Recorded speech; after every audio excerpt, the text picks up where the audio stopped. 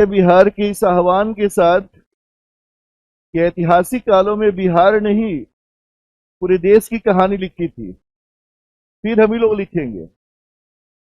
और दिल्ली में भी मैं पढ़ाता हूं तो यही बोलता हूं कि देश का सबसे बड़ा साम्राज्य कहां था? बिहार में। मतलब बिहार की भूमि इतनी मजबूत थी कि सबसे अधिक लोगों को जीविका देने में सक्षम थी, इतने सैनिकों को वेतन देने में सक्षम था यहाँ की भूमि। और आज बिहार से पलायन हो रहा है। सोचिए, इसका मतलब यही है ना कि हमने बिहार में आर्थिक प्रबंधन ठीक से नहीं किया। जो क्षमता हमारी थी आर्थिक, सामाजिक, सांस्कृतिक किसी प्रकार की, हमने उनका सही उपयोग नहीं किया। खैर, जिसके साथ प्रकृति होती है वो कभी कमजोर नहीं होता। तो बिहार की प्रकृति, इसका नेचर इसको मजबूत बनाएगा। फिर एक बार बस आवश्यकता है कि आप लोग जमकर पढ़िए। और शिक्षा यहाँ की बड़ी ताकत रही है शुरू से, नालंदा विश्वविद्यालय से लेकर के तमाम। और फिर एक बार शिक्षा के माध्यम से ही बिहार को आगे बढ़ाया जा सकता है। जान है ना, देश के विभिन्न राज्यों में विभिन्न बड़े बड़े पदों पर बिहारी मौजूद है।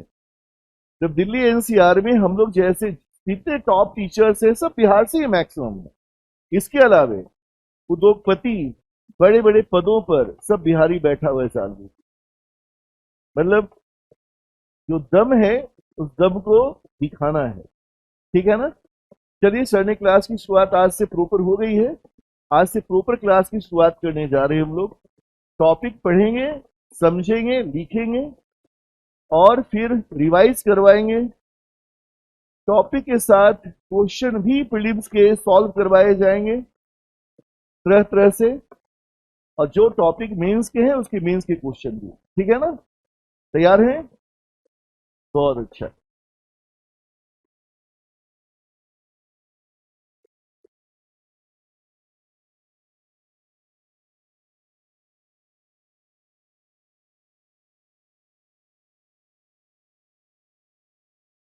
नक्शा पहचान के है ना विश्व का। एक बार ऐसे ही जान पहचान करते हैं, फिर धीरे धीरे शुरू करेंगे। आज का टॉपिक होगा जो सिलेबस दिया गया था, भूगोल क्या है, जो थोड़ा बहुत हमने कल बातचीत की थी ऐसे ही नॉर्मली। और उत्तरी ध्रुव, दक्षिणी ध्रुव, अक्षांश, देशांतर, समय निकालना, समय निर्धारण, अंतर्राष्ट्रीय तिथि रेखा, ये पूरा एक साथ का टॉपिक है। तो जो भी अक्षांश देशांतर से जुड़ा हुआ है वो सभी टॉपिक हम लोग पढ़ेंगे। ठीक है ना। जैसे आप इस वर्ल्ड के नक्शे को देख रहे हैं, विश्व का वाल मैप कहलाता है, दीवाल मैप। आप बताएं, क्या किसी ग्लोब को, ग्लोब पृथ्वी कैसी ग्लोब है ना, पृथ्वी गोलाकार है, गोलाब है, ऐसी भी नहीं है। ये तो एक साइड पूरा दिख रहा है। जब आप गोले को देखेंगे, ग्लोब को देखेंगे, तो पूरी पृथ्वी एक साथ दिखाई नहीं देती है। आप इधर से देखेंगे तो आधी पीछे चली जाएगी, है ना। तो पूरी पृथ्वी को एक साथ देखने के लिए ये गोला का इमेज बनाया गया है, लेकिन ये ग्लोबल फॉर्म नहीं है पृथ्वी का। ग्लोब का मतलब कंप्लीट ग्लोब का होना। अगर किसी ग्लोब को हमें रेक्टेंगल बनाना है, आयत में परिवर्तित करना है, या आयत में चेंज करेंगे तभी तो उसको हम पूरा देख पाएंगे। एक कागज इसको फोल्ड कर दिया, फोल्ड किया, अब फोल्ड कर देंगे, मान लो बेलन जैसा मोड़ दिया, तो क्या अब उस पूरे बेलन को, पूरे कागज को एक साइड से देख सकते हैं? नहीं देख सकते। आप घुमाएंगे तो देख सकते हैं, एक साथ नहीं देख सकते। अगर उसे एक साथ देखना है तो क्या करना पड़ेगा? बीच में कटिंग कर देंगे, फ्लैट कर देंगे तो हम देख सकते हैं, है ना। कागज में तो चलो ऐसा हो सकता है, लेकिन अगर हमारे पास ग्लोब है, गेंद है, अगर गेंद को हम बीच से कटिंग करके प्लेन करते हैं, फ्लैट करते हैं, तो क्या फ्लैट होगा कि यहां मेड़ा हो जाएगा? क्यों नहीं होगा? क्योंकि गेंद में ऊपर जाते हुए एरिया कम हो जाता है, नीचे भी एरिया क्षेत्रफल कम होता चला जाएगा, बीच का क्षेत्रफल ज्यादा होगा, ऊपर सिकुड़ जाता है, नैरो हो जाता है, नीचे भी नैरो हो गया। तो आप जब बीच में कटिंग करेंगे तो रेक्टेंगल बनेगा? नहीं बनेगा। रेक्टेंगल या आयत में क्या होता है, सबकी लंबाई हर जगह की एक जैसी होगी और हर जगह की चौड़ाई एक जैसी होगी। जैसे यहां देखिए, यहां से वहां उधर जाए, पश्चिम से पूर्व, इधर जाए, इधर जाए, इधर जाए, लंबाई क्या है? एक समान है। और ऐसे भी जाएंगे तो चौड़ाई एक समान। तो ग्लोब को इस फॉर्म में कैसे दिखाया जा सकता है? ठीक, मैं एक दो सवाल करता हूं पहले, फिर समझ में बात धीरे धीरे आएगी। ये उत्तरी अमेरिका है, पहचानते हैं सब लोग। ये दक्षिणी अमेरिका है। ठीक, उत्तरी अमेरिका, दक्षिणी अमेरिका, साउथ अमेरिका, दोनों बड़े महाद्वीप हैं। यह है एशिया। यहां एक है यूराल पर्वत। यूराल पर्वत के पूर्व का हिस्सा एशिया, पश्चिम का हिस्सा यूरोप।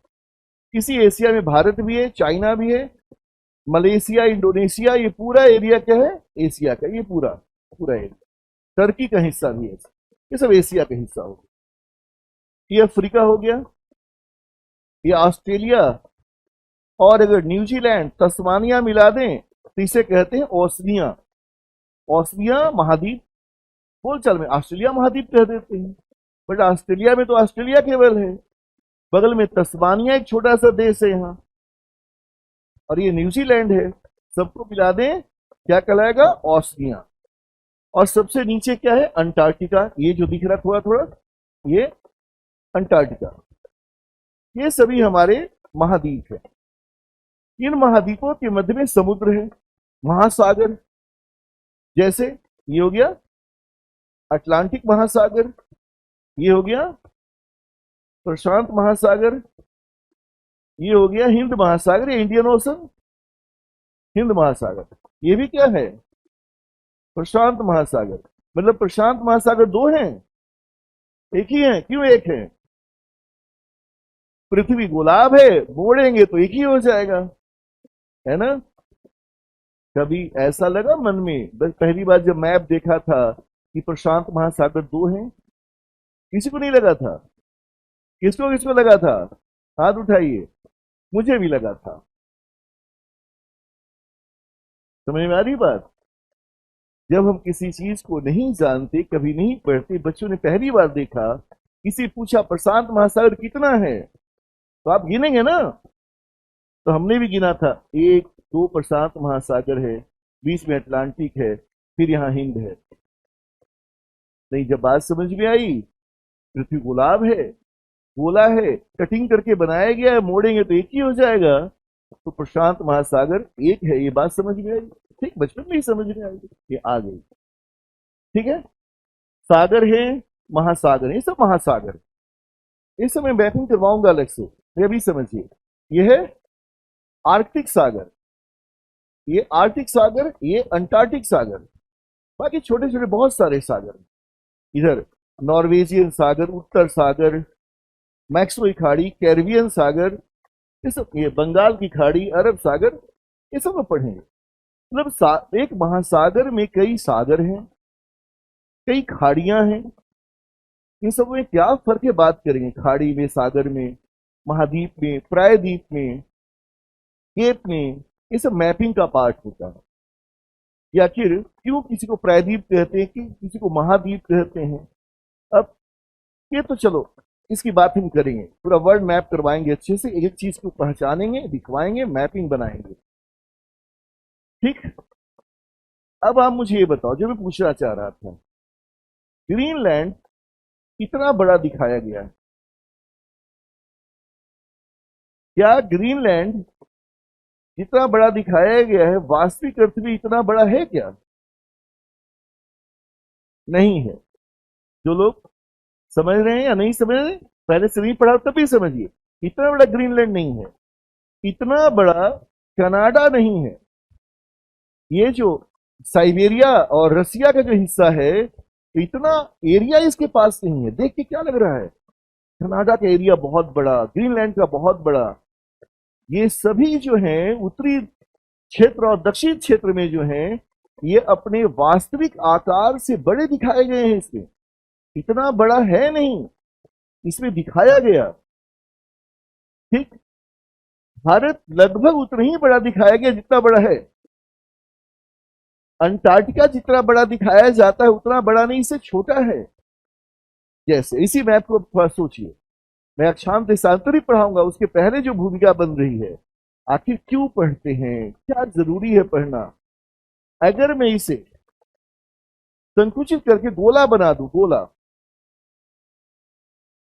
ऊपर का हिस्सा छोटा हो जाएगा कि नहीं? एक्चुअली छोटा ही है। ग्लोब में ये पूरा हिस्सा छोटा था, तो जब हमें इसे वॉल मैप में बदलना था तो हमें क्या करना पड़ा?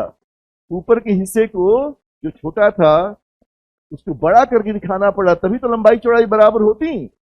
इसीलिए वॉल मैप में जो भी एरिया दिखाया जाता है वो वास्तविक क्षेत्र से बड़े दिखाए जाते हैं, इतना बड़ा है नहीं। अब इसको समझने के लिए अक्षांश देशांतर का अध्ययन बहुत जरूरी है। जैसे जैसे विषुवत रेखा से, विषुवत रेखा जानते हैं थोड़ा बहुत, जो 0 डिग्री की अक्षांश रेखा होती है उसे विषुवत रेखा कहते हैं। विषुवत रेखा से जैसे जैसे ध्रुवों की ओर जाएंगे, नॉर्थ पोल उत्तरी ध्रुव, साउथ पोल दक्षिण ध्रुव, जो ये पढ़ाऊंगा सब एकदम, वैसे वैसे किसी भी महाद्वीप या द्वीप की का जो क्षेत्रफल है वो वास्तविक क्षेत्रफल से बड़ा दिखाया जाता है। अगर बड़ा नहीं दिखाया जाएगा तो वॉल मैप बनेगा ही नहीं। तो दुनिया को एक साथ दिखाने के लिए क्षेत्रफल से समझौता करना पड़ा। मतलब वॉल मैप क्षेत्रफल शुद्ध नहीं दिखाता, क्वेश्चन ये पीटी का, और वास्तविक क्षेत्रफल से बड़ा क्षेत्रफल दिखाया जाता है। तो क्या शुद्ध दिखाता है भाई? आकृति, जो शेप है ना, वो शुद्ध दिखाया जाता है। जैसे कनाडा का शेप ऐसे ही है, ये शेप जो है, शेप जैसे भारत का शेप, ये शेप शुद्ध दिखाया जाता है। आकृति शुद्ध है, क्षेत्रफल शुद्ध नहीं है। ठीक, इस मैप को कहते हैं, सबसे पहले बना था मर्केटर नामक वैज्ञानिक ने बनाया था। तो मर्केटर प्रक्षेप पर आधारित है, प्रोजेक्शन पर आधारित है। हर मानचित्र किसी प्रक्षेप पर आधारित होती है, ये मर्केटर पर आधारित है। खैर, इस पे हम वापस आएंगे। ठीक, भारत का मैप इस सब हम लोग क्लास में बनाएंगे, क्लास में बनाएंगे, वर्ल्ड का भी भारत का भी। मेरी बात समझना, देखने से नहीं होता काम। केवल जब मैप बनाकर कॉपी में सब प्रैक्टिस करोगे ना तो आपको याद भी होगा, और मेंस एग्जाम में आप इंडिया का मैप बनाकर, वर्ल्ड के मैप को बनाकर आप उसमें लोकेट करोगे। मान लो अंतर्राष्ट्रीय संबंध पढ़ रहे हो, आईआर पढ़ रहे हो, और आपको कहीं का रूट दिखाना है, कहीं का व्यापार दिखाना है, तो आप क्या करोगे? मैप बनाकर वर्ल्ड का तो लोकेट कर दोगे, तो आपके मार्क्स दूसरों से 20% अधिक आए। हमने कल कहा था कि पीटी क्वालिफाई करने के लिए हम लोग नहीं जुड़े हैं, हम लोग फाइनली सिलेक्शन के लिए जुड़े हैं। पीटी तो क्वालिफाई बच्चा जैसे तैसे भी कर सकता है, रट रटा के भी कर सकता है, लेकिन मुख्य परीक्षा जैसे तैसे ना कोई कर सकता है ना कोई करवा सकता है। उसके लिए डेप्थ चाहिए, भाषा चाहिए, और अवधारणात्मक पक्ष का बहुत ही मजबूत होना जरूरी होता है। हम वर्ल्ड मैप भी बनाएंगे। कितने बच्चों ने वर्ल्ड मैप बनाया है आज तक? आपने बनाया है, आप लोगों ने बनाया, कुछ बच्चों ने, 5-6-7 बच्चों ने। आप लोगों ने कभी बनाया विश्व का मानचित्र और इंडिया का मानचित्र बनाया है? ठीक है, बहुत अच्छा, बहुत सुंदर। मेरे साथ बनाया है कि और भी बनाया है? अच्छा, ठीक है, तो चलिए मैं तो सिखाई देता हूं। अब आगे आइए, टॉपिक की शुरुआत करते हैं बिना बात किए। टॉपिक सबसे पहले बेसिक से शुरू करते हैं। वैसे आज का टारगेट, जैसे भूगोल का तात्पर्य, भूगोल है क्या, जो कल हमने थोड़ी बहुत बात की थी, भूगोल का तात्पर्य यहां शुरू करेंगे। और इसके बाद हमारा लक्ष्य होगा, आज का लक्ष्य पूरा लिख दे रहा हूं, अक्षांश जितना हो जाएगा, कोई जबरदस्ती नहीं करेंगे। देशांतर, उत्तरी एवं दक्षिणी ध्रुव की अवधारणा, ये सब तो चलेंगी ही चलेंगी। इसके अलावे समय निर्धारण,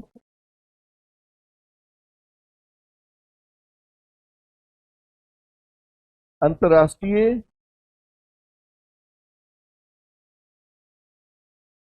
तिथि रेखा, ये आपका बेसिक्स ऑफ ज्योग्राफी है। यहां से हम लोग शुरू करें, ठीक है ना। तो लिख लीजिए टारगेट। लक्ष्य हमेशा सामने होना चाहिए। यहां से क्वेश्चन आपके प्रीलिम्स में आते हैं, ये प्रीलिम्स के टॉपिक है। तो अक्षांश देशांतर, उत्तरी एवं दक्षिणी ध्रुव की अवधारणा वगैरह देखेंगे। और क्या क्या है, उत्तरी एवं दक्षिणी ध्रुव, इसी में लिख लीजिए गोलार्ध का क्या मतलब होता है, ठीक।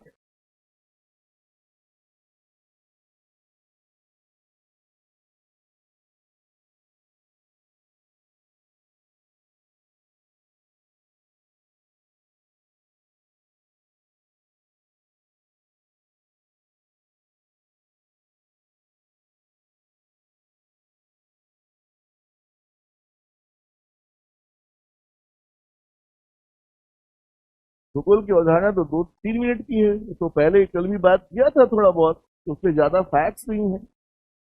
मेन अक्षांश देशांतर से हम लोग शुरू करेंगे आज।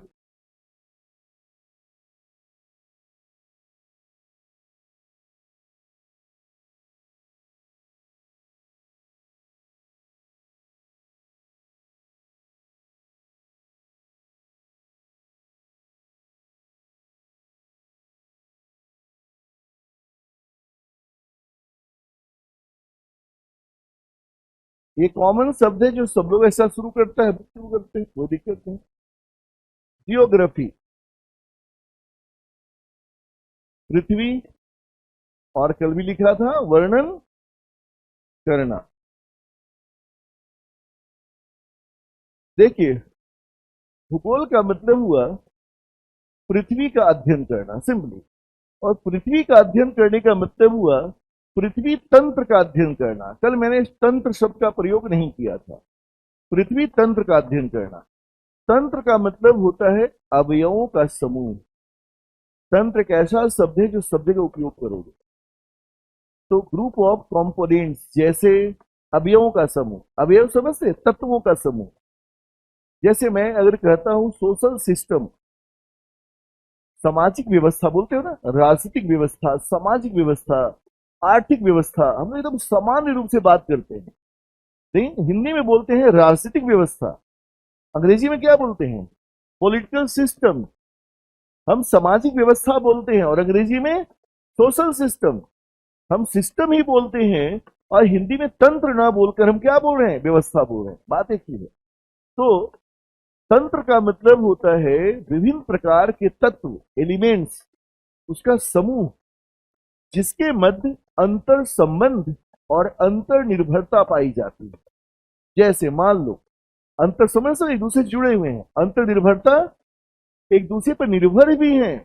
हम केवल जुड़े हुए ही नहीं हैं, हम आपस में निर्भर हैं। निर्भर होने का मतलब है कि कोई भी एक तत्व या अवयव या घटक, कंपोनेंट डिस्टर्ब होता है या प्रभावित होता है या उसमें हलचल होती है, तो पूरा का पूरा व्यवस्था में हलचल उत्पन्न हो जाएगी, क्योंकि दूसरे तत्व भी प्रभावित होंगे। जैसे कहते हैं कि सामाजिक ताना बाना खराब हो रहा है, लोग बोलते हैं बहुत सारे लोग, किसी से समाज में कुरीतियां या जो भी है, गंदगी या अच्छाइयां जिस रूप में बात करें फैल रही हैं, उससे पूरा समाज प्रभावित होता है। अर्थात एक अच्छा व्यक्ति, एक अच्छा उदाहरण समाज को अच्छी दिशा में ले जाता है, और एक बुरा कार्य समाज को भी गलत दिशा में ले जाने का कार्य करता है। अतः समाज को जो डिस्टर्ब करते हैं, जो गलत अवधारणाओं को फैलाते हैं, हम क्या बोलते हैं कि समाज का ताना बना, समाज का जो व्यवस्था है उसको खराब करने की कोशिश कर रहा है। चाहे सामाजिक एकता हो, जातीय एकता हो, धार्मिक एकता हो, सद्भावना हो, स्त्री पुरुष के संबंध हो, समानता का संबंध हो, कि इनको हम खराब कर सकते हैं, इनको प्रभावित भी कर सकते हैं। जब हम भारतीय समाज बोलते हैं तो आपको क्या दिखाई देता है? हमें दिखाई देता है भाई भारतीय समाज में जातियां हैं, विभिन्न धर्म के लोग हैं, है ना, रीति रिवाज हैं अच्छे बहुत सारे, ढोल नगाड़े, पर्व त्योहार, बहुत सारी परंपराएं दिखाई दे रही है ना। इस सभी के अंतर संबंधों से जो व्यवस्था बनी वो क्या है? सामाजिक व्यवस्था। ठीक, ऐसी राजनीतिक व्यवस्था जब मैं बोलूं, कोई भी बोलता हो तो क्या दिखाई देता है? क्या दिखाई देंगे आपको कि बिहार में, मान लो बिहार का पॉलिटिकल सिस्टम, बहुत सारे दल हैं, राजनीतिक दल हैं, सबके अपने अपने एजेंडा हैं, सबके अपने अपने वोट मांगने के लिए अलग अलग परिसूत्र हैं, और उसी एजेंडा के आधार पर वोट मांगते हैं। एक दूसरे के विरोधी भी हैं, कुछ चीजें कॉमन भी है सब में, और अलग अलग पार्टियों की तस्वीरें आपकी आंख के सामने आ जाती। पॉलिटिकल सिस्टम, अगर किसी भी राज्य में कोई पॉलिटिकल सिस्टम में एक ही पार्टी केवल रहे, बाकी पार्टियां नहीं हो, तब क्या होगा? तो पार्टी निरंकुश हो सकती है, उसमें डर भय नहीं होगा। पॉलिटिकल सिस्टम सब जुड़े हुए। एक पार्टी जो अभी बिहार में खड़ी हो रही है, कोई पार्टी वो इलेक्शन नहीं लड़े, बोलो इलेक्शन प्रभावित हो गया कि नहीं हो गया? ऐसे पॉलिटिकल सिस्टम आते हैं वो अपने टॉपिक पे। भूगोल क्या है? तंत्रों का या तत्वों का समूह है। तो कौन से तत्व? जो कल समझाया था, भौतिक तत्व और जैविक तत्व, जल मंडल, स्थल मंडल, वायु मंडल। और सामान्य शब्दों में देखो तो पर्वत, पठार, मैदान, नदी, घाटियां, तापमान, वर्षा, तूफान, चक्रवात, समुद्र, नदियां, भूमि, सब एक दूसरे से क्या है? जुड़ी हुई है। जितने भौतिक तत्व हैं परस्पर अंतर संबंधित है। छोटी सी बात समझिए, हम मैदान में रह रहे हैं, वहीं पहाड़ है, पहाड़ की ऊंचाई मान लो 3000 मीटर है, गर्मी का मौसम है, धूप एकदम तेज है, मैदान के लोग गर्मी से परेशान हैं, उसी पहाड़ पे ऊपर चढ़ जाते हो 3 किलोमीटर ऊपर, तो आप वहां ठंडे से, आपको ठंड महसूस होती है। वही एरिया है, सूर्य की किरणें भी उतनी ही लंबवत हो रही हैं, फिर भी वहां की पहाड़ी की जलवायु क्या हो गई? बदल गई, ठंडी हो गई। क्यों भाई? क्योंकि ऊंचाई के साथ जलवायु में परिवर्तन होता है, ऊंचाई के साथ तापमान में परिवर्तन होता है।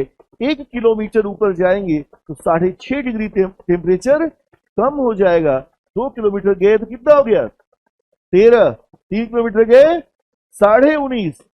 नीचे आप 40 डिग्री में हैं और उसमें 20 डिग्री घटा दीजिए, ऊपर 20 डिग्री में है, ठंड नहीं लगेगी? ठंड तो लगेगी। मतलब अब देखो, पर्वत और जलवायु संबंधित हो गया ना, तो मानव जीवन, जीव जंतु भी तो बदल जाएंगे वहां पर। तो वहां के रहने वाले जीव जंतु, वनस्पतियां भी अलग प्रकार की होंगी, क्योंकि कम तापमान में जैसी वनस्पतियां उत्पन्न होती हैं वहां वैसी वनस्पतियां उत्पन्न होगी ना। तो मैदान की वनस्पति अलग, पहाड़ की ऊंचाई की वनस्पति अलग, मैदान की जीव जंतु और मनुष्य का जीवन शैली अलग, पहनावा और हवा अलग, ऊपर जाने के बाद वो भी अलग। मतलब सभी तत्व परस्पर अंतर संबंधित है। इसलिए भूगोल वास्तविक अर्थ में भौतिक तत्व और जैविक तत्वों के अंतर संबंधों का अध्ययन है। यह दोनों के अंतर संबंधों से जो व्यवस्था बनी उसे भूगोल कहते हैं। इसी भूगोल के अंतर्गत मानव भूगोल, भौतिक भूगोल दोनों का अध्ययन किया जाता है। दोनों का अध्ययन किया जाता है ना। भूगोल शब्द किसने दिया था सबसे पहले? इसे बेसिक लिखवा दूंगा, सभी पॉइंट लिखवाऊंगा अभी। इरेटो अस्थनीज नामक, अस्थनीज ने, इरेटो अस्थनीज ने, एक्चुअली भूगोल शब्द नहीं, ये था जियोग्राफिया, ऐसे वाई ये वाला नहीं, जियोग्राफिया। इन्होंने पुस्तक लिखी थी, नाम था जियोग्राफिया। जैसे लगता कोई बिहारी ने लिखा था। हम नाम लगाते हैं या लगाते हैं? हाँ, तो जियोग्राफिया पुस्तक थी, इसी से ज्योग्राफी शब्द की उत्पत्ति हुई। एक व्यक्ति थे हिकेटियस, एक थे हेरोडोटस, एक थे हिकेटियस। हिकेटियस जो हैं वो ज्योग्राफी के फादर हैं, पिता हैं, और इतिहास के पिता हेरोडोटस, उन्हीं से नाम मिलता जुलता, हिकेटियस। क्यों इनको पिता कहा गया, क्यों कहा गया? कुछ तो किए होंगे ना।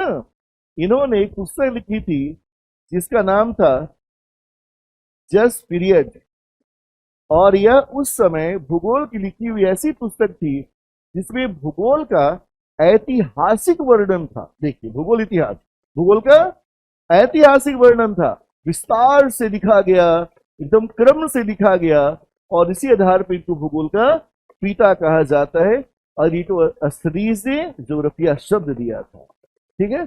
और भूगोल शब्द तो हिंदी का है, ये तो हमारे यहाँ वेद पुराण में मिलता है, इसका जिक्र मिलता है भूगोल का।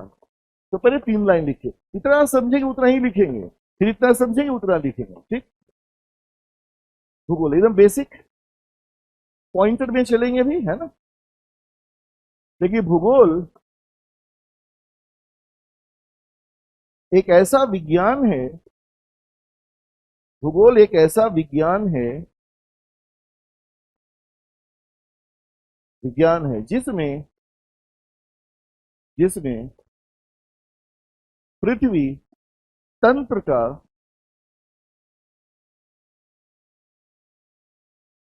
अर्थ सिस्टम, पृथ्वी तंत्र का अध्ययन किया जाता है। पृथ्वी तंत्र का अध्ययन किया जाता है। पृथ्वी नहीं बोल रहे हैं, क्या बोल रहे हैं? पृथ्वी तंत्र, है ना, अर्थ सिस्टम। देखते हैं, पृथ्वी मंत्रालय हो गया हमारे यहाँ, है ना। विज्ञान मंत्रालय का नाम क्या हो गया? पृथ्वी मंत्रालय। प्रॉपर वर्ड है, गवर्नमेंट को भी समझ में आ गया। पृथ्वी बोलेंगे सब समाहित हो जाएगा। पृथ्वी तंत्र का अध्ययन किया जाता है। पृथ्वी तंत्र क्या लिखा? ये पृथ्वी तंत्र, हाँ तंत्र, क्या लिखा है? इस क्या बोला फिर, है ना। पृथ्वी तंत्र के अंतर्गत, पृथ्वी तंत्र के अंतर्गत सभी भौतिक तत्वों, सभी भौतिक तत्वों, तत्व एलिमेंट्स, सभी भौतिक तत्वों एवं जैविक तत्वों,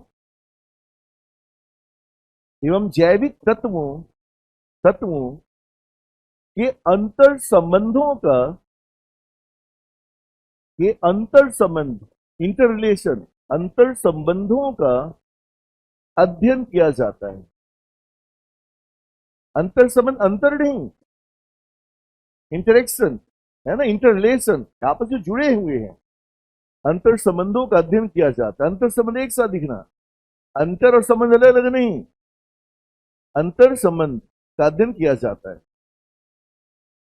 भौतिक, अगला पॉइंट कर दो, भौतिक तत्वों में, भौतिक तत्वों में स्थल मंडल, जल मंडल, स्थल मंडल, जल मंडल, वायुमंडल, स्थल मंडल, जल मंडल, वायुमंडल, मृदा, मिट्टी, मृदा मंडल, मृदा मंडल इत्यादि आते हैं। और भी इसके अंदर बहुत सारे तत्व हैं, इत्यादि आते हैं, ठीक है। स्थल मंडल, जल मंडल, वायुमंडल, मृदा मंडल इत्यादि आते। जैविक तत्वों के अंतर्गत, जैविक तत्वों के अंतर्गत, अगला पॉइंट, जैविक तत्वों के अंतर्गत वनस्पति मंडल, जितनी वनस्पतियां हैं, वनस्पति मंडल तथा जंतु जगत, जंतु जगत आते हैं। जितने भी जंतु होते हैं, जंतु जगत आते हैं। मानो क्या है? जंतु जगत का ही पार्ट है। हमें लगता है कि हम अलग है दुनिया में, हम जंतु ही हैं, बुद्धिमान मानव है बस, है ना। बुद्धिमान जीव जंतु है। तो बुद्धिमान क्या मकड़ी नहीं है? आप मकड़ी को पकड़ने ही भागेगा। एक मक्खी रात को आ जाए, परेशान कर देगा, आप पकड़ के दिखा दीजिए उसको, कोई ब्रेन है, हाँ, लेकिन वो कैपेसिटी उसकी हम लोग जैसी नहीं, हम लोग सब एक ही हैं, बस फर्क है ब्रेन कैपेसिटी। ठीक है, इसी में लिख लो मानव, इसी में ऐड कर दिए, मानव जंतु मंडल का ही अंग है, मानव जंतु मंडल का ही अंग है।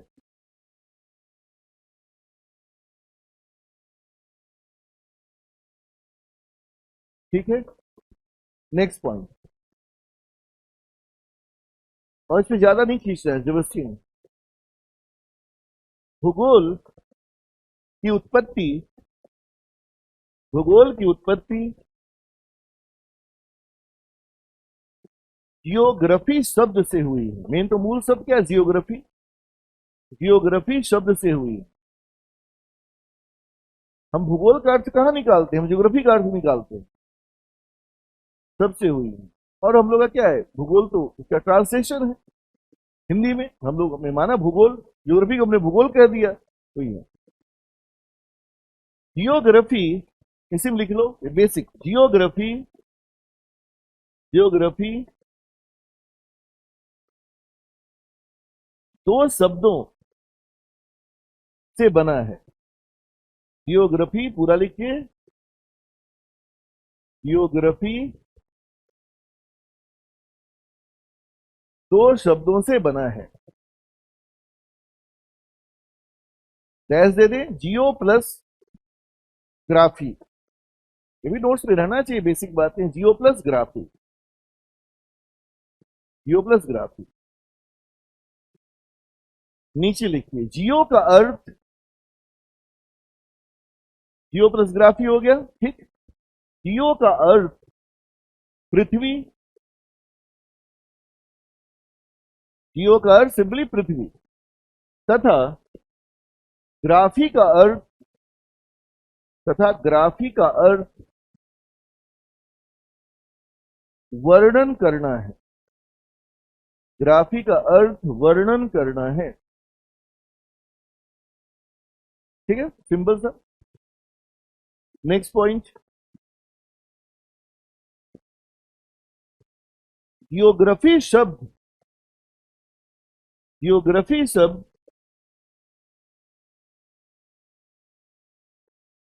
इरेटोस्थनीज, क्या नाम लिखा हुआ है, इरेटोस्थनीज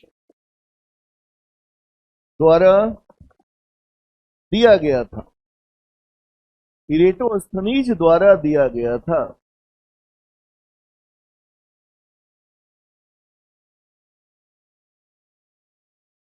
इनकी प्रसिद्ध पुस्तक,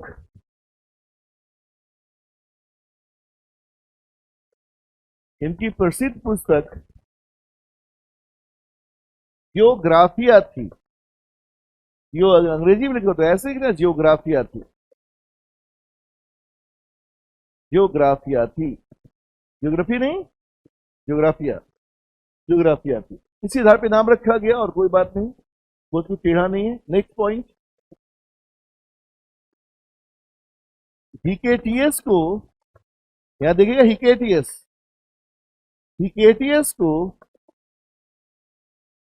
हिकेटियस को भूगोल का पिता, फादर ऑफ ज्योग्राफी है, भूगोल का पिता या फादर ऑफ ज्योग्राफी एक ही बात ना, पिता कहते हैं, फादर ऑफ ज्योग्राफी भूगोल का पिता कहते हैं। इनकी प्रसिद्ध पुस्तक, इनकी प्रसिद्ध पुस्तक जस्ट पीरियड, यहां लिखा हुआ है प्रसिद्ध पुस्तक जस्ट पीरियड, उस साइड जस्ट पीरियड थी, जस्ट पीरियड थी, ठीक है, जस्ट पीरियड। इसमें आधा लाइन ऐड कर लीजिए, इसमें भूगोल का, भूगोल का ऐतिहासिक वर्णन किया गया था, भूगोल का ऐतिहासिक वर्णन किया गया था। आखिर भूगोल पढ़े, भूगोल है क्या, किससे क्या किया, थोड़ा ध्यान दें, तो क्या ऐतिहासिक वर्णन किया गया था। अच्छा, एक बात जानिए, भूगोल तब तक विकसित हो ही नहीं सकता था जब तक भूगोल में गणित नहीं हो, मैथमेटिक्स नहीं हो, गणना नहीं हो। अक्षांश देशांतर पूरा मैथमेटिक्स है। मैप बनाना, जो वर्ल्ड का मैप देखते हो, पूरा का पूरा गणित है। खगोल विज्ञान पूरा गणित है। दूरी नापना, घूर्णन, परिक्रमण, इतने समय में इतना झुकाव हो रहा है ना, कितने देर में कितनी गति है, ये सभी गणित है। अतः एक और दो भूगोलवेत्ताओं का नाम पूछा जाता है बीसीएस में। देखिएगा, कहीं पढ़ा हो तो अच्छी बात है, नहीं तो अभी देखिए, थेल्स एनेक्सी मेंडर, बहुत अच्छा। इन्हें कहते हैं गणितीय भूगोल का पिता। ऐसे भूगोल, गणित, अच्छा पहले क्या था, ये सब रोमन और यूनान के लोग थे, और प्राचीन काल में इन लोगों ने भूगोल को डेवलप किया भूमध्य सागर के एरिया में। भूमध्य सागरीय तट भूगोल, गणित, खगोल शास्त्र का, इतिहास का केंद्र था। हेरोडोटस भी वहीं के थे। थेल्स, एनिक्सिमेंडर, हिकेटियस, इरेटोस्थिनीज सब वहीं के थे, लगभग एक ही जमाने के थे। वो तीसरी चौथी शताब्दी, उसी के आसपास, पहली से लेकर के चौथी पांचवी शताब्दी तक इन्होंने वहां काफी काम किया। तो थेल्स और एनेक्सिमेंडर ने गणित के आधार पर भूगोल में बहुत काम किया, दूरी नापी। इन्हें गणितीय भूगोल का पिता कहते हैं। लिखिए एक लाइन नीचे, इतना जानना है। थेल्स एवं एनेक्सिमेंडर को थेल्स एवं एनेक्सिमेंडर को नाम लिख लिया, एनेक्सिमेंडर को गणितीय भूगोल का, गणितीय भूगोल, मैथमेटिक्स, मैथमेटिकल ज्योग्राफी, गणितीय भूगोल का पिता कहा जाता है। गणितीय भूगोल का पिता कहा जाता है। ठीक है, नीचे लिखिए आधा लाइन। ये सभी प्राचीन भूगोलवेत्ता थे, जितना नाम पढ़ाया अभी सब प्राचीन। ये सभी प्राचीन भूगोलवेत्ता थे। भूगोलवेत्ता समझते हैं ना, ज्योग्राफर, जैसे आप लोग ज्योग्राफर बनने जा रहे हो, बड़ा वाला नहीं, छोटा वाला।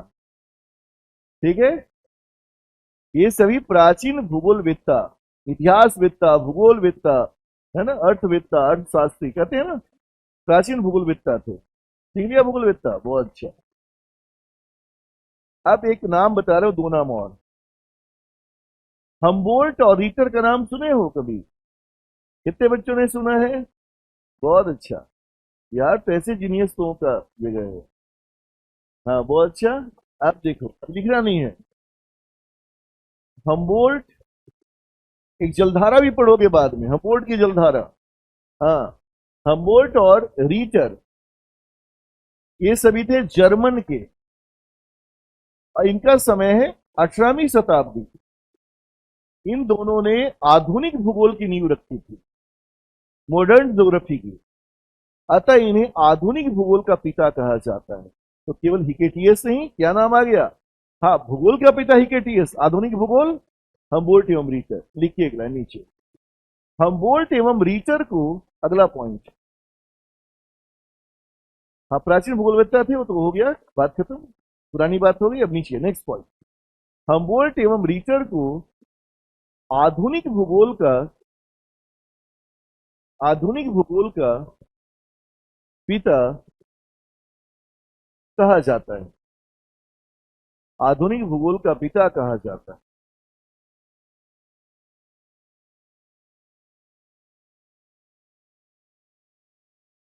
यह जर्मनी में यह जर्मनी में 18वीं शताब्दी में जर्मनी में 18वीं शताब्दी में भूगोल के भूगोल के महान विशेषज्ञ थे। भूगोल के महान विशेषज्ञ थे।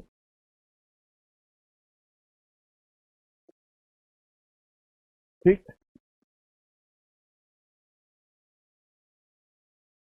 एक और नाम लेता हूं, ज्यादा नहीं है। क्या नाम है? लाबलास। पूरा नाम इनका वाइडल डी लाबलास। लाबलास फेमस है। ये थे फ्रांस के। इन्हें मानव भूगोल का पिता कहा जाता है। देखिए कितने सारे पिताजी हो गए अलग अलग डिपार्टमेंट के। तो बीपीएससी पूछो जो पूछने का मन है। ठीक है, टीएससी नहीं जाने तो चलो और जान लेंगे। क्या बुराई बताओ, बुराई है? लिस्ट में 5 फैक्ट ऐड कर दिया तो क्या बुराई हो गया? ऐसे ही जहां जरूरत होगी बहुत ज्यादा नहीं जाएंगे, लेकिन आसपास थोड़ा झांकना है। प्रीलिम्स पास करने का पहला तरीका यही है। जो भी पढ़ा गया, मान लो बीपीएससी का एक पैटर्न आप देख रहे हो, वन लाइनर क्वेश्चन है, नहीं बीच बीच में आप क्या देख रहे हो, कुछ कॉन्सेप्चुअल क्वेश्चन भी आने लगे हैं ना। लैंग्वेज बेस्ड क्वेश्चन शुरू हो गया। अब तो दरोगा और कांस्टेबल के एग्जाम में भी लैंग्वेज बेस्ड क्वेश्चन आ रहे हैं, देखिए लेवल है ना। मतलब जब हम पढ़ रहे हो तो कॉन्सेप्ट भी पढ़ें और आसपास कोई फैक्ट जुड़ा हुआ है उसके इर्द गिर्द, तो थोड़ा सा 360 डिग्री एंगल से देख लें। समझ गए? तो क्वेश्चन सेट करने वाला जो हिकेटियस पूछ पूछ के बोर हो गया है, उसका मन किया कि आधुनिक भूगोल का पिता पूछ लेते हैं इस बार। समझ रहे हैं? या हिकेटियस से किस पुस्तक को लिखा था जिसके आधार पर पिता कहा गया, यही पूछ लेते हैं आधा लाइन। बच्चा हिकेटियस तो रट लिया जीके की पुस्तकों से, ऑनलाइनर पुस्तक में रट गए ना, वो तो लिखा रहता है। नहीं क्या उसमें पुस्तक का नाम लिखा रहता है? शायद नहीं। तो यही है तैयारी का एक तरीका प्रीलिम्स के लिए। तो जो टॉपिक प्रीलिम्स का है वहां उसके आसपास यह काम कौन कर सकता है बताओ? यह काम वह कर सकता है जो अपने विषय का विशेषज्ञ है। क्योंकि हम लोग भौगोलिक विचारधारा 10-10 दिन क्लास लेते हैं यूपीएससी में सब्जेक्ट के लिए। तो जो 10 दिन भूगोलिक विचारधारा पढ़ाता हो केवल, तो उसको पता है ना कितना रेंज 10 फैक्ट और ऐड कर देना है, 5 ही ऐड कर देना है। हम ज्यादा ऐड नहीं करेंगे, कोई फालतू चीज ऐड नहीं करेंगे, हम उतना ऐड करेंगे जिससे आप एकदम सेफ जोन में रहोगे। और जब पूछा जाएगा तो हमारा स्टूडेंट वह होगा जो उसको सॉल्व करेगा। बाकी लोग उसको अगली बार सॉल्व करेंगे और अगली बार वो पूछेगा नहीं। क्वेश्चन आने के बाद सॉल्व करना ये उपलब्धि नहीं है। ज्यादातर लोगों के नोट्स में हम क्या देखते हैं, पटना हो या दिल्ली, जब क्वेश्चन पूछ दिया जाता है तब उसको अगली बार नोट्स में ऐड करते हैं। और फिर बच्चा पढ़ने के बाद ये सोचता है देखो पिछले साल का सब क्वेश्चन आ गया। नहीं, वो ऐड किया गया है, जबरदस्ती ऐड किया गया है। फिर अगले साल आपको क्वेश्चन नहीं मिलेगा, वो अगले साल ऐड किया जाएगा। समझिए मेरी बात? इसीलिए ठीक है, क्वेश्चन फिर भी एक दो छूट सकते हैं। अब 150 में या 100 में 100 बनाने नहीं दिया जाता। कोई बच्चा 100% प्रीलिम्स में मार्क्स नहीं लाता, रियरेस्ट केस भी नहीं है, ह्यूमन एरर हो ही जाएगा उसका। लेकिन एक अच्छा स्टूडेंट जो है मैक्सिमम अटेम्प्ट 2-4 गलती करके मैक्सिमम अटेम्प्ट कर सकता है। यूपीएससी में 100 में मेरे कुछ अच्छे स्टूडेंट 75 क्वेश्चन राइट कर देते हैं, निगेटिव मार्किंग काट कर 100 में। कुछ मैं बोल रहा हूं, नॉर्मल नहीं है, पढ़कर भी बच्चा गलती कर देता है। लेकिन जो थोड़ा कॉन्शियस है, जो पढ़ा हुआ गलती नहीं करे। पहली बात, पढ़ा हुआ कभी गलती एग्जाम में नहीं करना है। पढ़ी हुई चीज गलती कर दिए, एक आंख हो गया तो चलो मेकअप करने की जगह भरपाई कर सकते हैं। 2-3 क्वेश्चन पढ़ा हुआ, नोट्स का क्वेश्चन गलत हो गया तो आप कंपटीशन से बाहर हो गए। लाखों बच्चे एग्जाम दे रहे हैं, आप जिस समय गलती किए हो उस समय कुछ गंभीर बच्चे पढ़ा हुआ गलत नहीं कर रहे हैं, उनका हो गया। बस पढ़ा हुआ गलत नहीं करना, आपका प्रीलिम्स हो जाएगा।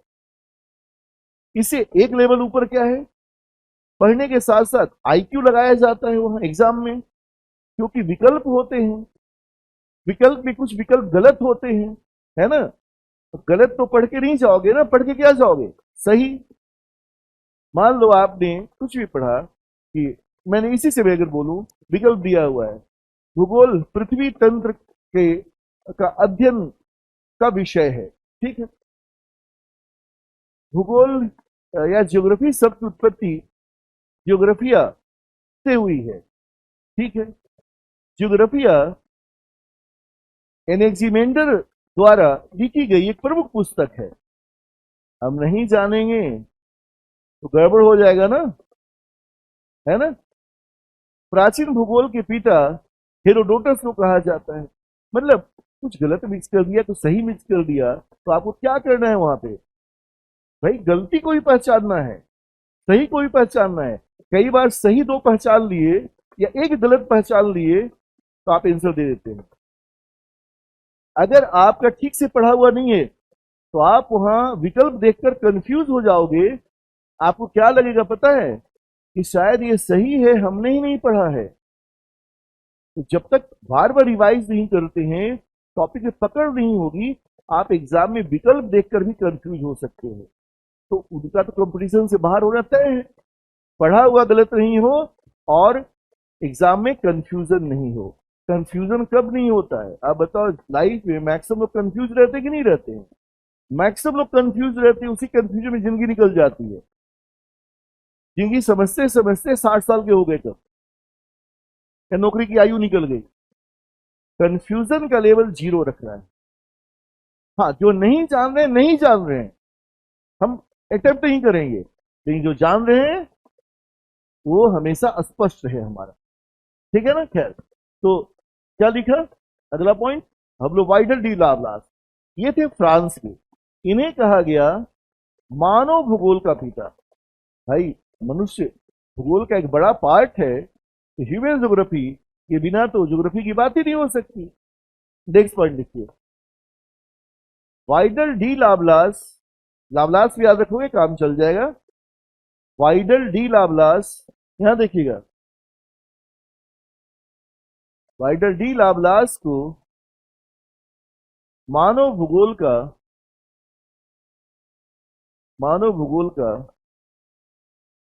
पिता या संस्थापक कहते हैं। संस्थापक, फाउंडर, पिता या संस्थापक कहते हैं।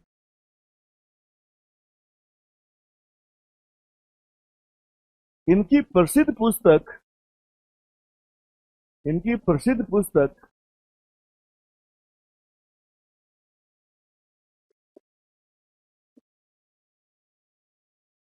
ह्यूमन ज्योग्राफी, ऐसी लिखिए देवनागरी में, ह्यूमन ज्योग्राफी थी।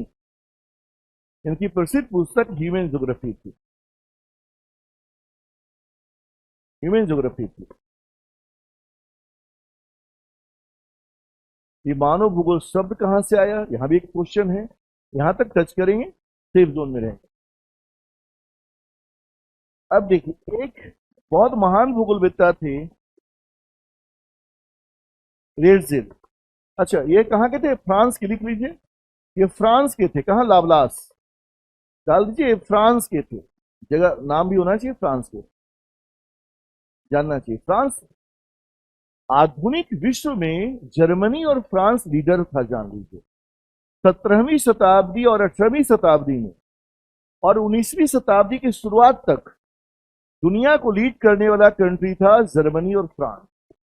लीड वही करता है जो साइंटिफिक होता है, जहां स्टडी होती है, जहां नया नया रिसर्च होता है। दुनिया को लीड वही करेगा जिसके पास शिक्षा की ताकत हो, जिसके पास विज्ञान की ताकत हो, नई सोच की ताकत हो। 18वीं शताब्दी तक फ्रांस और जर्मनी लीडर थे दुनिया के। 19वीं शताब्दी के अंत तक आते आते धीरे धीरे अमेरिका उभरना शुरू हो गया था। ठीक है ना। और 20वीं शताब्दी तो अमेरिका का था, रशिया का भी था, लेकिन अमेरिका ने दुनिया को सभी नई विचारधाराएं दी। आप पढ़ते हैं ना कि संविधान में कि मूल कर्तव्य यहां से लिया गया, मूल अधिकार यहां से लिया गया, नीति निर्देशक तत्व यहां से लिया गया। पढ़ते हैं ना, सब पढ़ाया जाएगा आपको। तो अमेरिका ने दुनिया को जो शब्दावली दी एकदम नई थी, मानवतावाद। ठीक है ना। मानवतावाद किसकी देन है? अमेरिका की देन है। वेलफेयर, जो बोलते कल्याणकारी कार्यक्रम चलाए जा रहे हैं, वेलफेयर प्रोग्राम अमेरिका की देन है। उसके लिए एक शाखा डेवलप हुई, कल्याणकारी भूगोल, वेलफेयर ज्योग्राफी। और वहीं से अमेरिकी गवर्नमेंट ने वेलफेयर प्रोग्राम शुरू किया था अपने यहां। तब दुनिया को समझ में आया कि राजतंत्र और लोकतंत्र में क्या फर्क है। लोकतंत्र में जो सत्ता पे बैठा हुआ व्यक्ति है वो कल्याणकारी राज्य की अवधारणा, बोलते हैं कि भारत एक कल्याणकारी राज्य है, वेलफेयर स्टेट है। मतलब हम सत्ता राजा नहीं है, हम जनता के सेवक हैं और हमें जनता के कल्याण के लिए कार्य करना है। गरीबी उन्मूलन, शिक्षा, है ना, वृद्धों की सुरक्षा, बालकों की सुरक्षा, ये सब जितने कार्यक्रम हो सकते हैं वो सभी कल्याणकारी कार्यक्रम। तो कल्याणकारी भूगोल, मानव भूगोल, जितने शब्द हैं, मानव भूगोल ही नहीं, मानवतावादी दृष्टिकोण, ह्यूमनिस्टिक अप्रोच कहा जाता है। मानव भूगोल मानव का अध्ययन है। अच्छा, मानव होना, मानवता होना, थोड़ा फर्क है कि नहीं? मानव है, गोली मार रहे हैं लोग, एक दूसरे को परेशान कर रहे हैं लोग, क्राइम कर रहे हैं लोग, मानवता नहीं है ना। मानवता होनी चाहिए ना, मानवता होना है। तो ह्यूमनिस्टिक अप्रोच, आप ह्यूमन है, ठीक है, तो है ही भाई, अब जंतु है ह्यूमन के रूप में, आप ह्यूमनिस्टिक है या नहीं, आप पे दयालुता है कि नहीं, आप पे भाव है या नहीं, आप दूसरे को देखकर संवेदनशील होते हैं या नहीं। हम विदेशियों करें विदेशी अप्रोच, विदेशों से क्या लिया, ये अमेरिका की देन है, क्योंकि वहां विज्ञान और समाज की नई धारा शुरू हुई। क्रांतिकारी भूगोल, रेडिकल ज्योग्राफी, क्रांति मीन्स चली आ रही व्यवस्थाएं, जो व्यवस्था गरीबों के हित में नहीं है, समाज के हित में नहीं है, हम उनके सुधार के लिए खड़े हो गए। रेडिकल ज्योग्राफी, इसी तरह की ज्योग्राफी शुरू हुई कहां? अमेरिका में, उसे रशिया में, उसे कहा गया साम्यवादी भूगोल। साम्यवाद सुनते ना, साम्यवाद क्या है भाई? जस्टिस, सबके साथ जस्टिस हो, संसाधनों का समान वितरण हो।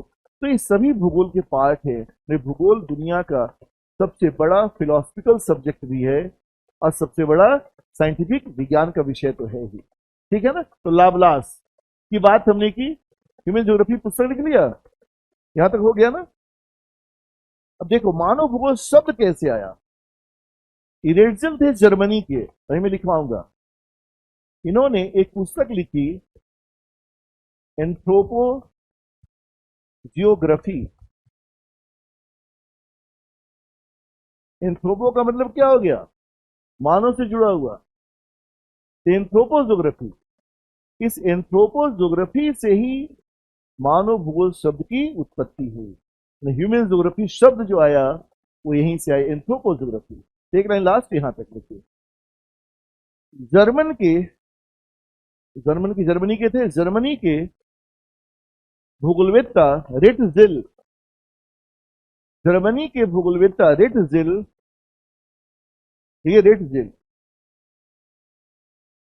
ने एंथ्रोपोज्योग्राफी पुस्तक, एंथ्रोपोज्योग्राफी, एंथ्रोपोलॉजी है ना, एंथ्रोपोलॉजी क्या कहते हैं? मानव भूविज्ञान, मानव विज्ञान, मानव भूविज्ञान ऐसे कहते हैं एंथ्रोपो, है ना। तो एंथ्रोपोज्योग्राफी पुस्तक लिखी, एंथ्रोपोज्योग्राफी पुस्तक लिखी, रिटजिल ने एंथ्रोपोज्योग्राफी पुस्तक लिखी। इससे मानव भूगोल शब्द की उत्पत्ति हुई। ह्यूमन ज्योग्राफी, मानव भूगोल शब्द की उत्पत्ति हुई, मानव भूगोल शब्द की उत्पत्ति हुई। तो भूगोल का एक छोटा सा स्टोरी लिया हमने, कुछ कहानी हमने आपको शेयर की, ठीक। इतना ध्यान धीरे धीरे याद हो जाएगा, मुश्किल नहीं होगा। मैं खुद ही पूछ के, हाँ बोलिए। एक मिनट, ये लिखे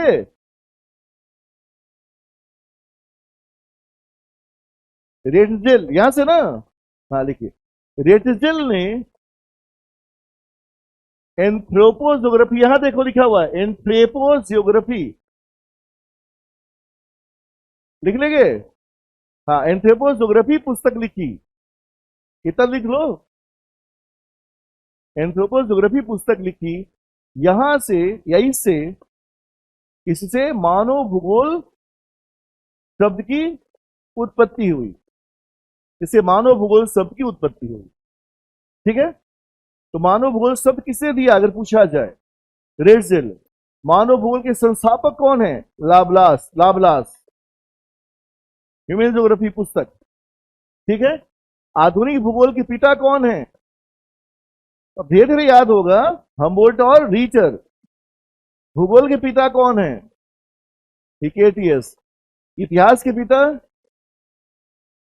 भूगोल शब्द किसने दिया? ज्योग्राफी शब्द इरेटोस्थनीज। जस्ट पीरियड किसने लिखा था? हिकेटियस। कल सब पूछूंगा, सबके जुबान पे होना चाहिए, ठीक। ये तो बेसिक हुआ। 15 मिनट और पढ़ेंगे, 6 बजे छोड़ेंगे आपको, ठीक है ना, जो हमारा टाइमिंग है। अब आइए पृथ्वी पर आते हैं। अभी डायग्राम से समझिए पहले। ये हमने बनाया ग्लोब, पृथ्वी।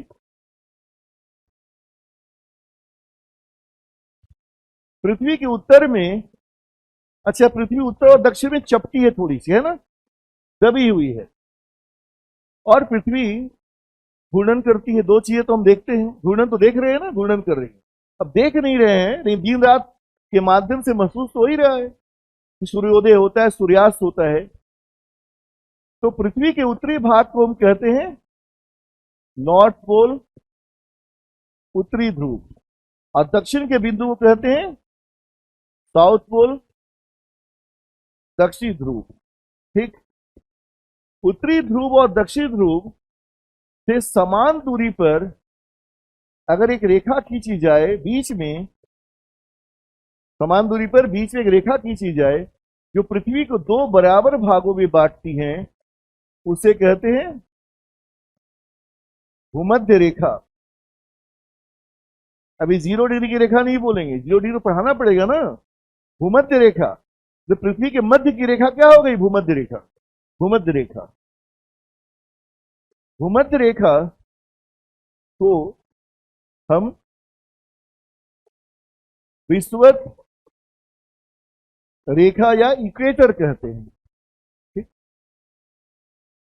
इसके उत्तर के भाग को कहते हैं उत्तरी गोलार्ध, गोले का आधा भाग, और दक्षिणी के भाग को कहेंगे दक्षिणी गोलार्ध। भारत किस गोलार्ध में है? उत्तरी गोलार्ध में है, ठीक। ये हो गया उत्तरी गोलार्ध और दक्षिण गोलार्ध की स्थिति।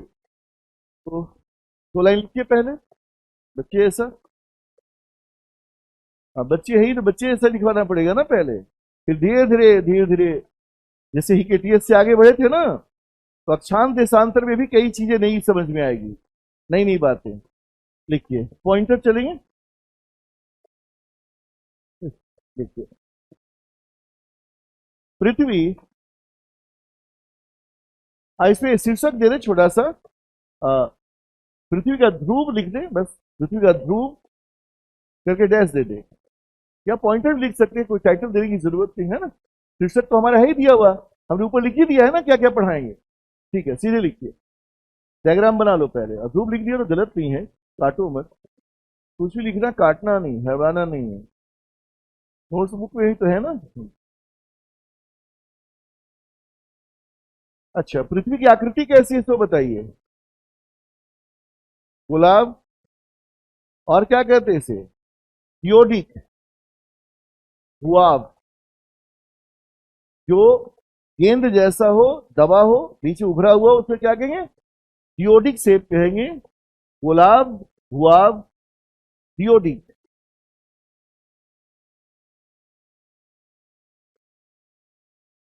इसे बीच का भाग उभरा हुआ है, ऊपर का भाग चपटा है थोड़ा, यह चपटा नहीं बनाया है, यह चपटा है। चपटा मतलब दबा हुआ है। अब भूमध्य रेखा उभरी हुई है। ये भी क्वेश्चन है, कितनी बार पूछा है। थियोडिक शेप, गुलाब, गुलाब पूर्ण वृत्त नहीं है, पूरा सर्कल नहीं है, कंप्लीट स्फीयर नहीं है। स्फीयर होता है ना, कंप्लीट स्फीयर नहीं है, यह जियोडिक शेप में है। गेंद लीजिए, ऐसे थोड़ा दबा दीजिए, बीच का भाग उभर गया।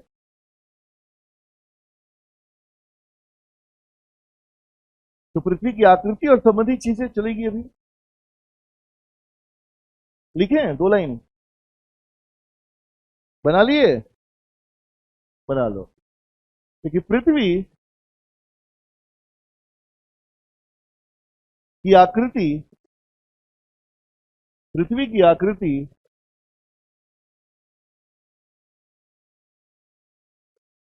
गुलाब, ऑब्लिक भुआब, गुलाब, ऑब्लिक, ऑब्लिक समझते हैं, ऐसे भुआब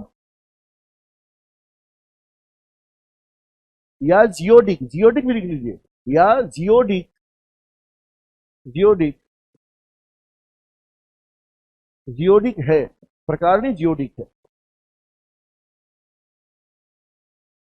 इसका इसी में ऐड कीजिए, इसका उत्तरी एवं दक्षिणी भाग जियोडिक है, इसका उत्तरी एवं दक्षिणी भाग चपटा, चपटा है, दबा हुआ है, चपटा या दबा हुआ है, चपटा ही लिखिए, समझ में आ जाता है, चपटा, चपटा है। जबकि मध्य का भाग, जबकि मध्य का भाग उभरा हुआ है, मध्य का भाग उभरा हुआ है। ठीक है, घूर्णन वगैरह पे भी आएंगे। नेक्स्ट पॉइंट,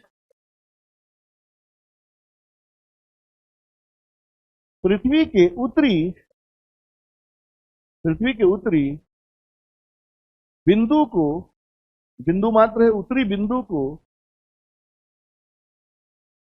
उत्तरी ध्रुव, उत्तरी ध्रुव और दक्षिणी बिंदु को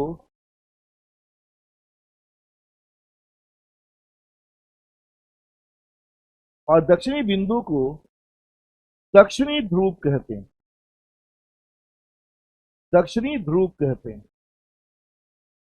उत्तरी बिंदु को उत्तरी ध्रुव, दक्षिणी बिंदु को दक्षिणी ध्रुव कहते हैं।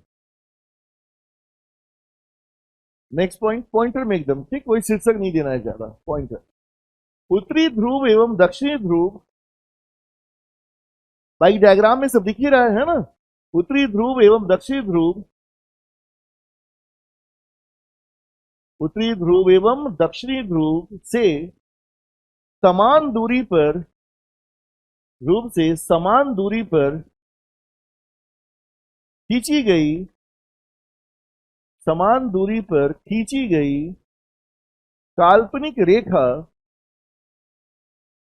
समान दूरी पर खींची गई काल्पनिक रेखा जो पृथ्वी के मध्य से गुजरती हैं, जो पृथ्वी के मध्य से गुजरती हैं और पृथ्वी को, मध्य से गुजरती हैं और पृथ्वी को उत्तर एवं दक्षिण, पृथ्वी को उत्तर एवं दक्षिण दो बराबर भागों में, उत्तर एवं दक्षिण दो बराबर भागों में विभाजित करती हैं, दो बराबर भागों में विभाजित करती हैं, इसे भूमध्य रेखा, इसे भूमध्य रेखा या विषुवत रेखा कहते हैं, भूमध्य रेखा या विषुवत रेखा कहते हैं। मतलब विषुवत रेखा पृथ्वी को दो बराबर भागों में बांट रही है, उत्तरी और दक्षिणी। ठीक है, अब बड़ा आसान है निकालना, नॉर्थ पोल से चलिए, साउथ पोल से चलिए, बीच में जो दूरी मिली भूमध्य रेखा। ठीक, अब इसका उपयोग करूंगा आगे कुछ कॉन्सेप्चुअल चीजों में। नेक्स्ट पॉइंट, विषुवत रेखा के उत्तर के भाग को, विषुवत रेखा के उत्तर के भाग को, उत्तर के भाग को उत्तरी गोलार्ध, उत्तरी गोलार्ध और दक्षिण के भाग को, उत्तरी गोलार्ध गोले का आधा भाग हेमिस्फीयर कहते हैं, और दक्षिण के भाग को दक्षिणी गोलार्ध कहते हैं। दक्षिणी भाग को दक्षिणी गोलार्ध कहते हैं।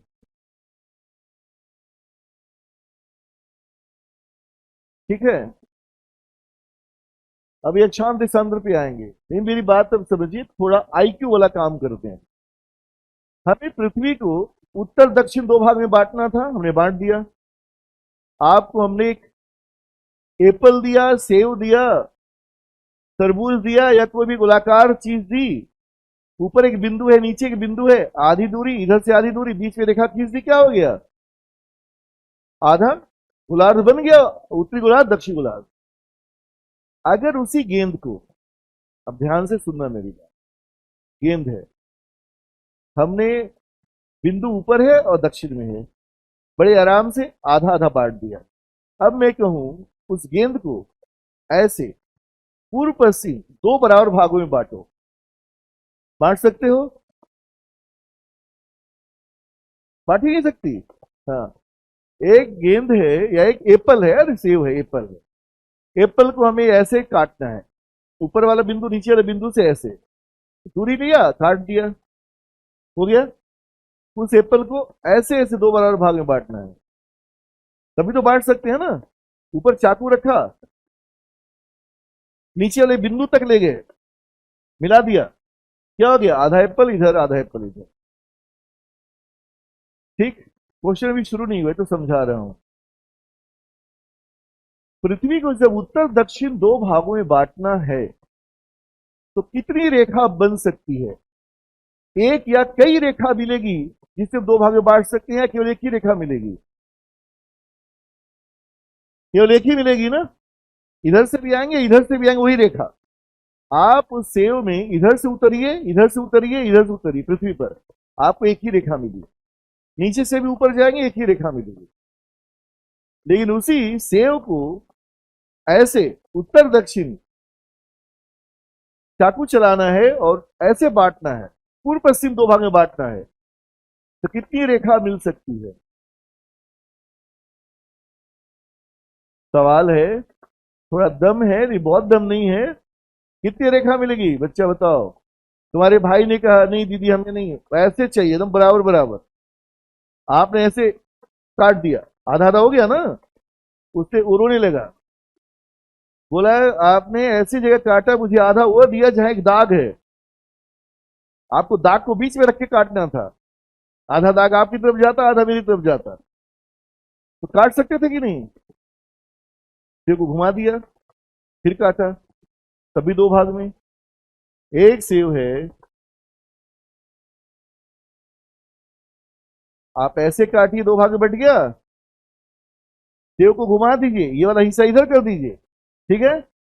जो भी जैसे सेव बना, मुझे सेव बनाने नहीं आता, इधर से काटोगे घुमाकर, ये ले आओ ए वाला यहां बी के पास, तभी दो भागे बटेगा।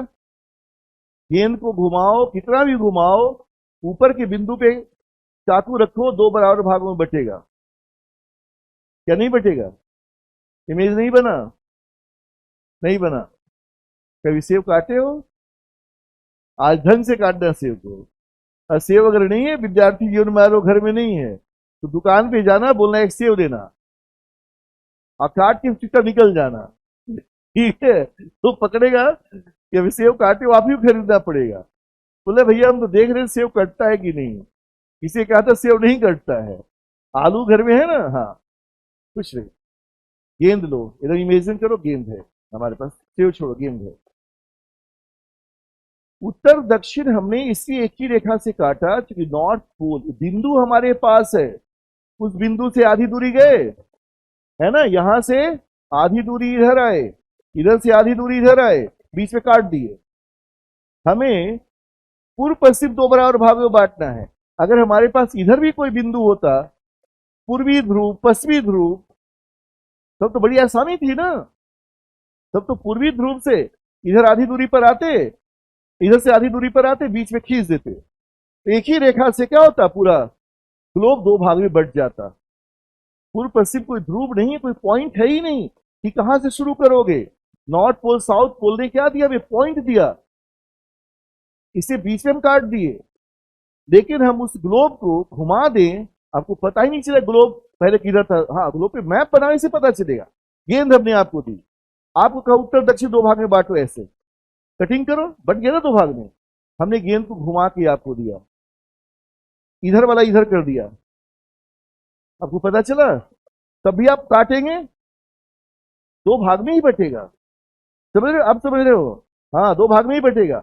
मतलब एक स्फीयर में उत्तर से दक्षिण जब चाकू चलाएंगे, हमें दो भाग में बांटना है, तो हम सेव के ऊपर चाकू ऐसे रखे, ऐसे रखे, वहां बैठा हुआ बच्चा ऐसे रखे, आप इधर से रखे, तभी क्या होगा, दो भाग में बटेगा।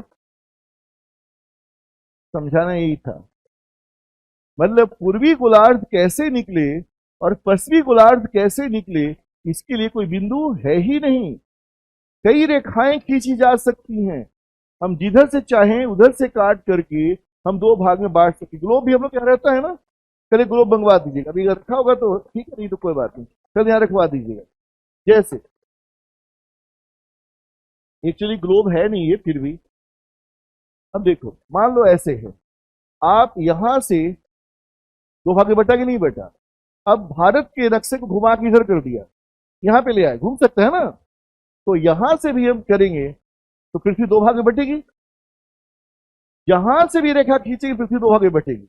कोई मुश्किल, कहीं से भी खींचे। तो समस्या यह थी कि आखिर हम पृथ्वी को पूर्व पश्चिम दो भाग में कैसे बांटें, क्योंकि कहीं से भी दो भाग में बट सकता है। तो हमें मानना पड़ा, अगर अब मैं कहूं एक बिंदु है यह, ऐसी रेखा खींचिए जो यहां से गुजरे और इसको मिलाए, नॉर्थ पोल साउथ पोल को मिलाए, और बीच में एक पॉइंट हमने बता दिया, कोई पॉइंट हो यहां से गुजरे, तब तो एक ही रेखा खींचेंगे आप। दोनों को मिलाकर, इस बिंदु को मिलाकर जो रेखा खींची जाएगी वो एक ही रेखा होगी। बिंदु चूंकि पहले नहीं था, अतः हम गेंद को कहीं भी घुमाएंगे दो बराबर भागों में बचेगी। मतलब पृथ्वी का पूर्वी गोलार्ध कहां है, पश्चिमी गोलार्ध कितना होगा, यह तय करने के लिए हमें इमेजिनेशन करना पड़ा, मानना पड़ा। और हमने यह माना इंग्लैंड का जो ग्रीनविच नामक स्थान है, इसका बड़ा वैल्यू है, पढ़ेंगे आगे, बहुत ज्यादा यूज होगा। इंग्लैंड में एक ग्रीनविच नामक स्थान है, तो हमने यह माना कि नॉर्थ पोल और साउथ पोल को मिलाने वाली रेखा जो इंग्लैंड के ग्रीनविच से गुजरेगी ना, वही पृथ्वी को दो बराबर भागों में बांटेगी। तो हम उसी को मानेंगे, मानक है। विश्व रेखा मानक रेखा नहीं है, विश्व रेखा मानक नहीं है, ये तो मैथमेटिकली एक ही ही होना है। हम माने चाहे नहीं माने, यही मध्यान्ह रेखा होगा, यही भूमध्य रेखा होगा। विश्व सब तो बाद में है, भूमध्य रेखा यहां मानना पड़ा। तो हमने क्या माना कि वह रेखा जो नॉर्थ पोल और साउथ पोल को मिलाती हैं और इंग्लैंड के ग्रीनविच नामक स्थान से होकर गुजरती हैं, वो पृथ्वी को पूर्व और पश्चिम दो बराबर भागों में बांटेंगी। और उस रेखा को हमने कहा मध्यान्ह रेखा, प्रधान मध्यान्ह रेखा, प्रधान रेखा। और उसकी पूर्व की दुनिया पूर्वी गोलार्ध, पश्चिम की दुनिया पश्चिमी गोलार्ध। और जैसे बाद में हमने इसे 0 डिग्री की अक्षांश रेखा कहा, उससे हमने 0 डिग्री की देशांतर रेखा कहा। ये मैंने अक्षांश देशांतर भी यूज किया नहीं है, तो उसको यूज कर ही नहीं रहे हम, बिना अक्षांश देशांतर बोले समझने की कोशिश कर रहे हैं। ठीक, तो अब देखिए नेक्स्ट पॉइंट, ये फिगर बना लिए थे ना।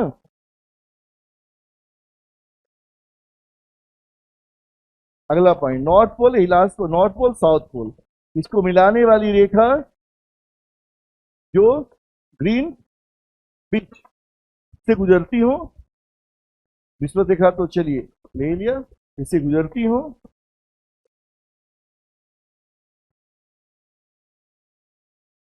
वह पृथ्वी को दो भागे बांटेगी, पूर्वी गोलार्ध और इधर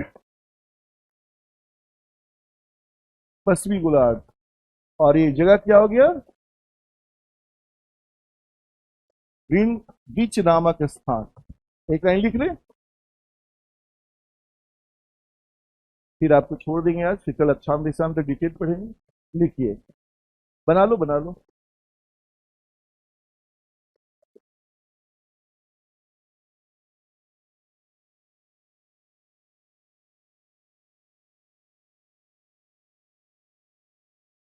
ग्रीनविच, ठीक है ना? पॉइंटर में ही। देखिए, उत्तरी ध्रुव एवं दक्षिणी ध्रुव, आराम से लिखिए, कोई बात नहीं। उत्तरी ध्रुव एवं दक्षिणी ध्रुव को मिलाने वाली, उत्तरी ध्रुव और दक्षिणी ध्रुव को मिलाने वाली काल्पनिक रेखा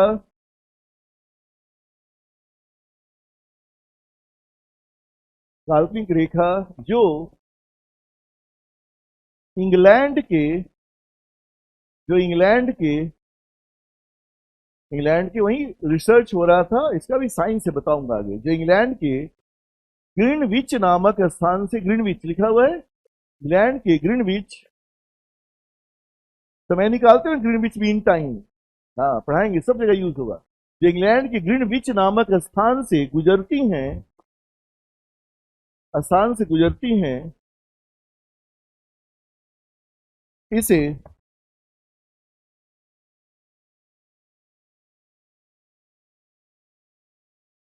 प्रधान देशांतर रेखा,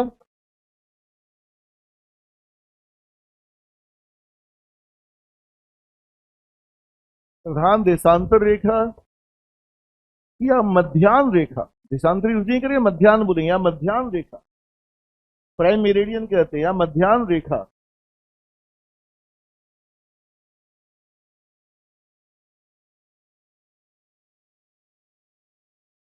मध्यान्ह रेखा, ब्रैकेट में ये भी लिख रहे, प्राइम मेरिडियन कहते हैं, प्राइम मेरिडियन कहते हैं, प्राइम मेरिडियन कहते हैं।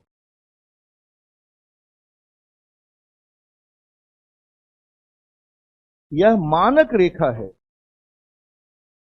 यह मानक रेखा है, माना हुआ है ना, मानक रेखा है। बस एक लास्ट टाइम, मध्यान्ह रेखा के पूर्व, मध्यान्ह रेखा के पूर्व, मध्यान्ह रेखा के पूर्व पूर्वी गोलार्ध, पूर्वी गोलार्ध, या पूर्व को कर दो, पूर्व को पूर्वी गोलार्ध को बस जोड़ दो, पूर्व को पूर्वी गोलार्ध और पश्चिम के भाग को, अंडरस्टूड है, और पश्चिम के भाग को पश्चिमी गोलार्ध कहते हैं, पश्चिम के भाग को पश्चिमी गोलार्ध कहते हैं, पश्चिमी गोलार्ध कहते हैं। पूर्व पश्चिम उत्तर दक्षिण 4 गोलार्ध हो गए ना, यही 4 क्वाड्रेंट होता है, बचपन में पढ़े होगे, याद करो, ईस्ट वेस्ट नॉर्थ साउथ, यही क्वाड्रेंट है ना, पूरा खेल क्वाड्रेंट पर है। भारत कहाँ है? उत्तरी एवं पूर्वी गोलार्ध में, भारत यहां है, भारत उत्तरी एवं पूर्वी गोलार्ध में है। लास्ट आधा लाइन हो गया, लिख लो, भारत उत्तरी एवं, ये भी पूछा, यूपीएससी में पूछा है, बीपीएससी में पूछता ही है, ऐसा मत सोचता हल्का क्वेश्चन नहीं पूछता, हल्का भी खूब पूछता है। यह उत्तरी एवं पूर्वी, भारत उत्तरी एवं पूर्वी गोलार्ध में है, भारत उत्तरी एवं पूर्वी गोलार्ध में है। तो पटना कहाँ है? वही ना, हाँ। अब एक ओरिजिनल पटनैया से पूछो, बोलेगा आपको क्या है टेंशन, हम कहाँ है? हमारा अपना गोलार्ध है, हमारा अपना गोलार्ध नहीं है, नहीं है। चलिए, ये थी शुरुआत, बेसिक, कुछ इसी तरह से, ये तो बेसिक है, ऐसे ही आगे बढ़ेंगे। और कल जो भी आज पढ़ाया, कल पूछेंगे, पहले कल अक्षांश देशांतर का बाकी कॉन्सेप्ट, बहुत प्रमुख कॉन्सेप्ट है अक्षांश देशांतर, ऐसे पढ़ेंगे। चलिए, धन्यवाद, शुभकामनाएं, कल मुलाकात होती है, थैंक यू। हाँ, कल है क्लास। अब कल संडे इन लोग, हाँ अभी क्लास छुट्टी अनाउंस नहीं है ना। हाँ हाँ, हम लोग दिल्ली से आते हैं आपको पढ़ाने, समझ रहे हैं, एक एक दिन का वैल्यू है। कल क्लास होगी एकदम ठीक। हाँ, अगले संडे से देखा जाएगा छुट्टी, ठीक। धन्यवाद, शुभकामना।